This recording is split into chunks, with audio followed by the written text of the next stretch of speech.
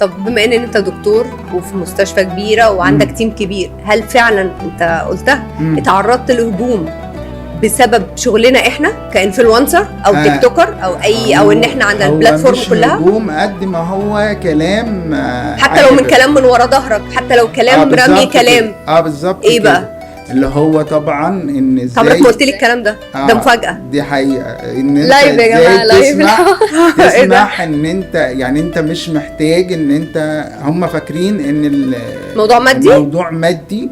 وان انت فتحت وشلت غطاء الستر عن بيتك. لا طبعا. غطاء الستر ليه؟ ليه؟ لان يعني هم شايفين ان الحياه الاسريه مش مهم هم شايفين ايه، انت قلت ايه؟ انا يهمني انت قلت ايه.